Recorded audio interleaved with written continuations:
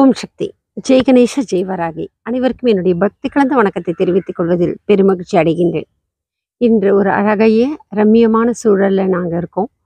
பாருங்க, இப்ப அழகான ஒரு அமைப்பு. குலதெய்வம் செல்லியம்மன் கோயில். இங்க பார்த்தீங்கன்னா, என்னை சுற்றி இருக்கின்ற மரங்கள் எல்லாம் இலுப்பை மரங்கள். அப்படியே பாருங்க, சுத்தி வட்டமிட்டீங்கன்னா அங்க பாருங்க, செல்லியம்மனோட திருக்கோயில். அங்க பக்கத்துல வேப்ப மரம் இருக்கு. அங்கதான் பெரிய பாளையத்தம்மன் பவானி அம்மனுக்காக ஆடி மாசத்துல ஒரு சிறப்பு பூஜை நடைபெறுகின்ற இடம். இது சுற்றி பார்த்தீங்கன்னா, அங்க அரச மரம், அங்கேயே ஒரு நாகத்தோட புற்று இருக்கு. இங்கு எங்க திரும்பினாலும் பாருங்க, பச்சை பசேலுன்ற வயல் வரப்புகள், கீச் கீச் என்ற பச்சை கிளிகளுடைய அழகிய ரம்மியமான ஒரு சத்தம். இந்த இலுப்ப மரம் அப்படின்ற ஒரு விஷயம்தான் நம்ம இன்னைக்கு முதல்ல பார்க்க போறோம். இலுப்பை மரம், இலுப்பை எண்ணெய். இந்த எண்ணெய் எதற்கு தெரியுமா? ரொம்ப விசேஷம். குலதெய்வத்திற்கு விளக்கேற்றுவதற்கு இந்த இலுப்பை எண்ணெயால விளக்கேற்றினாள் என்று சொன்னால் அவ்வளோ மகத்துவம். ஒவ்வொரு பூஜை முறையிலும் ஒவ்வொரு பூஜை பொருட்களுக்கு உண்டான சிறப்பம்சம் சொல்றோம்ல, அதே மாதிரி தேங்காய் எண்ணெய் வந்து விநாயகருக்கு, நல்லெண்ணெய் பொதுவாக எல்லா தெய்வங்களுக்குமே நல்லெண்ணெய் தீபம் ஏற்றலாம். அதுபோல் வந்து பஞ்சதீப எண்ணெய் என்று சொல்லிட்டு தேங்காய் எண்ணெய், வேப்பெண்ணெய், இலுப்பை எண்ணெய், நல்லெண்ணெய், இது போன்ற எண்ணெய்கள், நெய், இதில்னா பஞ்சதீபத்தை ஏற்றுறதும் நமக்கு வழக்கமாக சொல்லப்படுகின்றது. இதில் குறிப்பாக என்ன பார்த்தீங்கன்னா, ஆஞ்சநேயருக்கும், மகாலட்சுமிக்கும், பெருமாளுக்கும், காமாட்சி அம்பாளுக்கும் எல்லாமே நெய் தீபம் வந்து ரொம்ப விசேஷம். அதுவும் பசும் நெய்யால் கிடைக்கின்ற தீபம். இப்போ பார்த்தீங்கன்னா, கோயில் வாசலில் ஒரு மஞ்சள் கலர் டின்னில் விற்பாங்க. அதெல்லாம் வந்து பசும் நெய் கிடையாது. நீங்கள் பார்த்தீங்கன்னா, சேஷேலே பார்த்தீங்கன்னா பசும் நெய் பேக்கெட்டே கூட இருக்கும். அந்த பசு நெய் வாங்கிட்டு ஒரு 10 ரூபா பேக்கெட்டு தான் இருக்கும். அதில் வந்து நீங்கள் தாமரை தண்டு திரி, பெரும்பாலும் பஞ்சு திரி, இதில் நீங்கள் வந்து விளக்கேற்றும் போது அதோட சுபிட்சமே தனி. விளக்கு என்றால் ஜோதிமயம் என்ற பொருள். விளக்கினுடைய தீப ஒளி அப்படிதான் பிரபஞ்சத்தோடைய மிகப்பெரிய சக்தியான ஒளியாக சொல்லப்படுகின்றது. இந்த ஒளி பூஜை வழிபாட்டிலே பார்த்தீங்கன்னா, தெய்வீக இறை வழிபாட்டிலே இந்த ஒளிக்கும் மிகுந்த ஒரு தொடர்பு உண்டு. இப்போ பார்த்தீங்கன்னா, இங்கே கோமாதா கிட்டேருந்து வருகின்ற மணியோசை, அதே போன்று பார்த்தீங்கன்னா தீபத்திலிருந்து வருகின்ற அந்த ஒளி, இந்த இரண்டும், இந்த ஒளி இந்த இரண்டும் தான் இறை வழிபாட்டில் ரொம்ப முக்கியத்துவம்.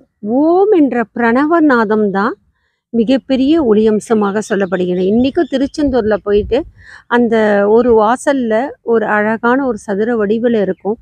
அதில் காது கொடுத்து கேட்டிங்கன்னா, கடல் அலையினுடைய ஓசை நாம் கிரகிக்கும் பொழுது ஓம் என்ற ஓசையை கேட்கும். அந்த திருச்செந்தூருடைய கடல் ஒளி, அலைகளுடைய ஒளியானது ஓம் என்ற ஒரு பிரணவ மந்திரத்தை நமக்கு எடுத்து காட்டும். அதே போல தான் இந்த பிரணவம்ன்ற ஒளிநாதம்ன்றது தான் எல்லா விதமான சூட்சம இறை சக்திக்கும் மூலாதாரமாக சொல்லப்படுகின்றது. அதே போல அந்த ஒளி, தீப ஒளி, அந்த ஒளியில தான் பராசக்தியினோட அம்சமாக சொல்லப்படுகின்றது.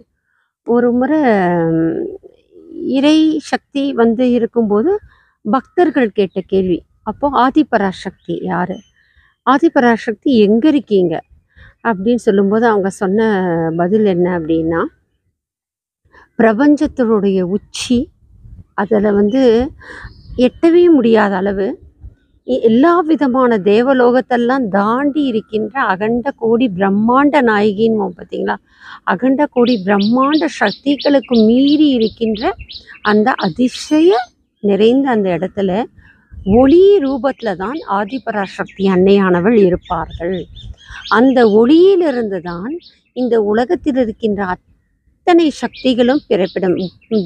பெரும் தேவர்களும் தேவியர்களும் 30 முக்கோடி தேவர்களும் இயற்கையினுடைய எல்லா அம்சங்களும், விலங்கினங்கள்ல அந்த பறவைகள், அந்த ஊர்வனர்லேருந்து பிரபஞ்சத்துடைய பிரம்மனுடைய படைப்பு அம்சத்தினுடைய அத்தனை அம்சமே அந்த ஒளி என்ற ஒரு அமைப்பில் தான் இருக்கு அப்படின்றது அந்த அம்மன் வந்து சொன்னது.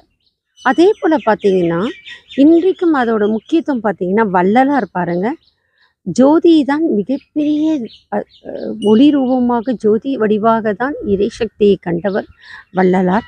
அதே போல அவருடைய அந்த ஆத்ம ஒளியும் ஒளி ரூபத்தில் தான் அந்த வீட்டு கூரையின் வழியாக பிரபஞ்சத்தை சென்று அடைகின்றது.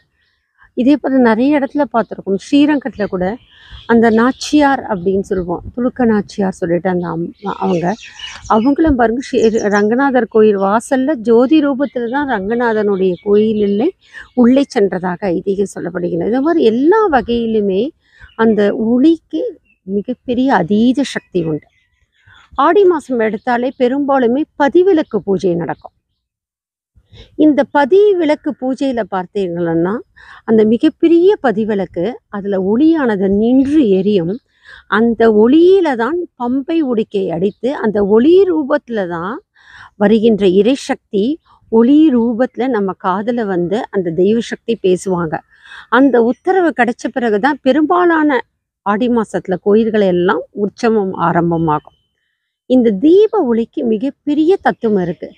எங்கெல்லாம் தீப ஒளி எரிகின்றதோ, தீப ஒளி எரிகின்றதுன்றதை காட்டிலும் சுடர் விடுகின்றதோ, எல்லாரும் நேற்றுக்கு தீபத்தை ஏற்றிட்டு வந்துட்டேன் அப்படின்னு சொல்லலாம். தீபம் எரிஞ்சிட்டு இருக்குமா அப்படின்னு சகுனம்னும் போது எனக்கு என்னதுன்னு திருப்பி கேட்குறேன். எங்கெல்லாம் தீப ஒளி சுடர் விடுகின்றதோ அந்த வார்த்தையை தான் நம்ம பார்க்கணும். தீப ஒளி சுடர் எந்தெந்த எல்லையில் இருக்கின்றதெல்லாம் அங்கெல்லாம் அதீத தெய்வ சக்தி ஆற்றல் இருக்கும். என்னோட வீட்டிலனா 24 மணி நேரம் அணையா விளக்கு எரிஞ்சிட்டே இருக்கும். அதே போல் காலையில் ஏற்றினோம் அப்படின்னா கருமாரியம்மன் விளக்கு, குலதெய்வ விளக்கு, சமயபுரம் மாரியம்மன் விளக்கு, சமையலறையில் கூட எனக்கு ஒரு விளக்கு இருக்கும் அங்கே. அதே போல் மாடிப்படி கிட்ட பார்த்திங்கன்னா பால்கனியில் வேப்பமரம், சூளம், இதெல்லாம் முனீஸ்வரன், ஐயனார், கருப்பணசாமி இவங்கெல்லாம் இருப்பாங்க, அங்கே ஒரு தெய்வம். அதே மாதிரி மாடிப்படி ஏறும்போது துளசி மாடம், அங்கேயும் விளக்கு. பெரும்பாலும் வீட்டில் இருக்கின்ற பூஜை அறையில் ஒரு 4-5 விளக்கு நான் பார்க்கும்போதெல்லாம் யார் பார்க்குறாங்களோ விளக்கில் எண்ணெய் விட்டுகிட்டே இருப்போம். எவ்வளோக்கு ஏன்னா வீடு எப்போதுமே சுத்தபத்தமாக இருக்கும். அதனால் எங்களுக்கு பிரச்சனை கிடையாது. விளக்கை வந்து தீபம் எரிஞ்சிட்டே இருக்கும். நான் வாக்கு சொல்கிறதா இருந்தால் கூட வீட்டில் விளக்கைய ஜோதி சுடர் விடுகின்றதான்னு கேட்டுட்டு தான் நான் வாக்கு சொல்ல ஆரம்பிப்பேன். ஏனென்று சொன்னால் எவ்வளோக்கு ஒளியுடைய சுடர் இருக்கின்றதோ அந்த ஒளிச்சுடரில் தெய்வ அம்சம் நிறைந்திருக்கும். எங்களுக்கு ஏதாவது செயல்படணும் அப்படின்னா கூட அந்த தீப ஒளிக்கிட்ட போயிட்டு தான் அம்மான்னு உத்தரவு கேட்டுட்டு தான் நாங்கள் சில விஷயங்களே செய்வோம். இதே மாதிரி தான் ஒவ்வொரு கோயிலிலையும் நல்ல ஐதீகம் தெரிந்த பூசாரிகளை போய் கேட்டு பார்த்திங்கன்னா சொல்லுவாங்க, சாமியாடிகள், கோயிலில் இருக்கவங்க எல்லாருமே இந்த பதிவிளக்கு ஜோதியில் தான் பல விஷயங்கள் வந்து மெய்மைத்தன்மை, இறைத்தன்மை வெளிப்படும்னு சொல்லுவாங்க. எப்படி வந்து குலதெய்வம் கோயிலில், இந்த செல்லியம்மன் கோயிலில் எந்த உத்தரவு கேட்டாலும் அங்கே என்ன கேட்பாங்க, விருச்சி நிமித்தமாக அம்மா வந்து பதில் கொடுப்பாங்க. அதே போல் ஒளி ரூபத்தில் தான் பெரும்பாலும் தெய்வ சக்தியுடைய, இறைசக்தியுடைய பதிலும் நமக்கு கிடைக்கும். நின்று எரியும் அந்த அம்மா வந்து சுடர் விட்டு உண்மையை சொல்லணும், அதை செய்யலாமா அப்படின்னும் போது அந்த தீப சுடரானது அப்படியே உயர உயர எரிந்து கொண்டே இருக்கும். சுடர் விட்டு கொண்டே அந்த ஒளியுடைய அமைப்பு, ஒளியோட சுடர் வந்து உயர்ந்து கொண்டே இருக்கும் என்று சொல்லுவாங்க. அதை நாங்கள் தினமும் பார்க்குறோம்.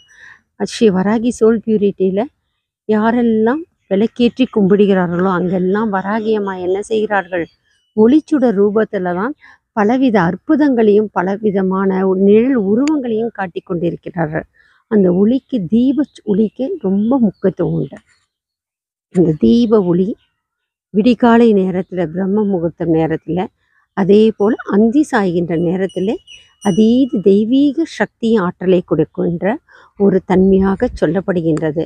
அந்த தீப ஒளியினுடைய முக்கிய அம்சம்தான் இந்த குலதெய்வத்திற்குரிய இலுப்பை எண்ணெயானது சொல்லப்படுகின்றது. எங்கெல்லாம் இலுப்பை எண்ணெயில் நாம் விளக்கேற்றுகின்றோமோ அங்கெல்லாம் நம்மளுடைய குலதெய்வம் வந்து நிற்பதாக ஐதீகம். உங்கள் குலதெய்வத்துக்குன்னு ஒரு தனி பிரார்த்தனை நீங்கள் செய்கிறீங்க அப்படின்னா நாட்டு மருந்து கடையில் போய் கேட்டிங்கன்னா இலுப்பை எண்ணெய் கிடைக்கும். அந்த இலுப்பை எண்ணெய் வாங்கி அம்மாவுக்கு நீங்கள் அந்த உங்கள் எந்த குலதெய்வமாக இருந்தாலும் அவங்களுக்கு இலுப்பை எண்ணெய் தான் உயர்ந்தது, உகந்தது. இங்கே என்னை சுற்றி இருக்கின்ற மரங்கள் எல்லாம் பார்த்திங்கன்னா இது செல்லியம்மனுடைய கோயில். இங்கே முழுக்க ஆதி காலத்தில் இருந்து இலுப்ப மரம் தான் இருக்கும். இது சோழர்கள், பல்லவர்கள் பலருடைய ஆட்சி காலத்தில் வந்த இந்த கோயிலை. அந்த காலகட்டத்திலேருந்து பார்த்தீங்கன்னா இந்த மரங்கள் எல்லாமே இலுப்ப மரங்கள் ஐதீகத்தின் அடிப்படையில் தான் இங்கே அந்த முன்னோர்கள் நட்டு வைத்து கொண்டிருக்கிறார்கள். இலுப்பு எண்ணெயில் நெய் தீபம் போன்ற அளவுக்கு மகத்துவத்தை கொடுக்கின்ற தன்மை உடையது. குலதெய்வ வழிபாட்டிற்கு உகந்த இலுப்ப எண்ணெயை மனமாற நீங்கள் காமாட்சி எண்ணெய் விளக்கில் ஏற்றி உங்கள் குலதெய்வத்தை மனதார காலையில் ஒரு 18 முறை, இரவு அந்தி சாய்கின்ற நேரத்தில் ஒரு இலுப்பை எண்ணெயில் விளக்கேற்றி ஒரு 18 முறை நீங்கள் சொல்லும் பொழுது அந்த குலதெய்வத்துடைய அனுகிரகமானது நம்மை தேடி வரும், நாடி வரும். குலதெய்வத்தினுடைய வரவிற்காக காத்திருக்க வேண்டும் அப்படின்றவங்க, குலதெய்வம் நம் இல்லத்தை தேடி வர வேண்டும் என்று நினைப்பவர்கள் தினமும் இலுப்பை எண்ணெயிலே நீங்கள் தொடர்ந்து ஒரு 18 நாள் 48 நாள் இலுப்பை எண்ணெய் விளக்கை ஏற்றி குலதெய்வத்தை மனதார ஏற்றி வழிபடுங்கள். எங்கிருந்தாலும் சரி, உங்களுக்கு குலதெய்வம் தெரிந்தாலும் சரி, தெரியவில்லை என்றாலும் சரி, குலதெய்வம் கட்டுக்குள்ளே இருந்தாலும் சரி, சில சாபத்திற்கு மக்கள் ஆளாக இருக்கும்போது குலதெய்வம் தள்ளி நிற்கும். அந்த நேரத்திலும் சரி, உங்களுடைய மனம் முகர்ந்த பிரார்த்தனைக்கு செவி கொடுக்கும் வகையில் இந்த இலுப்பெண்ணெய் தீபத்தின் வருகின்ற சுடர் ஒளி மூலமாக இந்த குலதெய்வம் நம்மளை நாடி வரும். குலதெய்வத்திற்கு உகந்த எண்ணெய் தீப ஒளிச்சுடருடன் நம்மளுடைய குடும்பத்திற்கு சுபிட்சம் தருகின்ற ஒளிவிளக்காக அமைவது இந்த தீப எண்ணெய். எந்த நேரத்திலும் இந்த குலதெய்வத்தை மனதார பிரார்த்தித்து கொண்டே இருங்கள். எங்கிருந்தாலும் எந்த கட்டுக்குள் இருந்தாலும் அந்த தெய்வம் நம்மை நாடி வருவார்கள், தேடி வருவார்கள். நம்மளுடைய வாழ்க்கையை காப்பாற்றுகின்ற ஒப்பற்ற தெய்வம் இந்த குலதெய்வம்.